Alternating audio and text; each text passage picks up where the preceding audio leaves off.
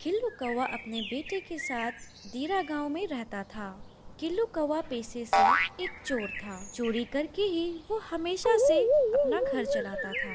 किल्लू कौवा हर दिन चोरी करता था और उसी के पैसे से खाना खरीदकर अपना और अपने बेटे का पालन पोषण करता था।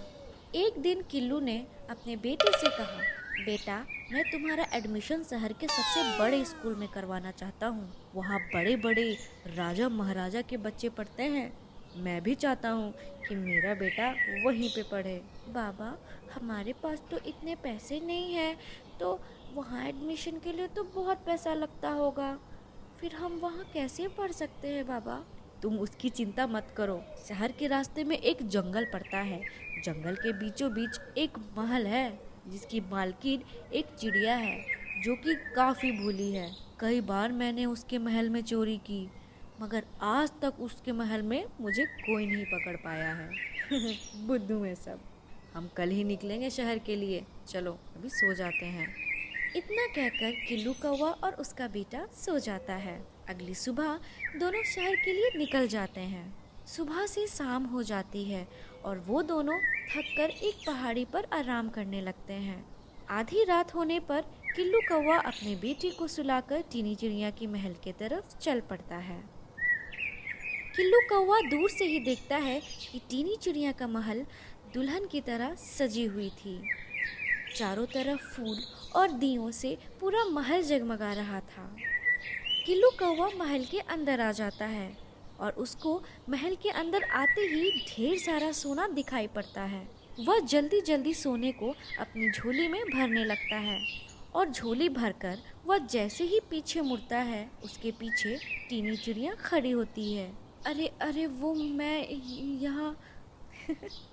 किल्लू, डरो मत, मैं तुम्हें कुछ नहीं करूँगी। टीनी रानी, प्लीज़ मुझे जाने दो। मैं बहुत गरीब हूँ। मेरा बेटा मेरा इंतज़ार कर रहा है। ये लो अपना सोना, पर मुझे जाने दो बहन। किल्लू, तुम एक बार नहीं कई बार मेरे महल में चोरी कर चुके हो, मुझे सब पता है। और हर बार झोली भर भर कर तुम सोना चांदी यहाँ से ले जाते हो। मगर क्या तुमने कभी ये गौर किया है कि तुम जितना भी सोना पैसा यहाँ से ले जाओ, इस महल में कभी किसी चीज़ की कमी नहीं होती। मगर इतना कुछ चुराने के बाद भी तुम्हारा घर कभी नहीं भरता। तुम आज तक सिर्फ एक चोर ही रह गए हो। इस महल में पैसे मेहनत की वजह से भरी रहती है किल्लू। चोरी करके तुम कभी अमीर नहीं बन सकते, जबकि मेहनत करके तुम इससे भी अच्छी महल खड़ी कर सकते हो। किल्लू कौवे को अपनी बेवकूफ़ी पर पछतावा होता है।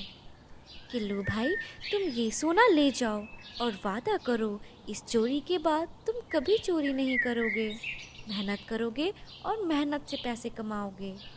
बिल्कुल टीनी बहन, तुमने मेरी आँख खोल दी। मैं अब मेहनत करके ही रोटी लाऊंगा। तो दोस्तों, इस कहानी से हमें ये शिक्षा मिलती है कि हम कभी चोरी या ठगी किए हुए पैसों से अमीर नहीं बन सकते। इसीलिए बड़ा बनने के लिए आपका मेहनती होना बहुत ज़रूरी है।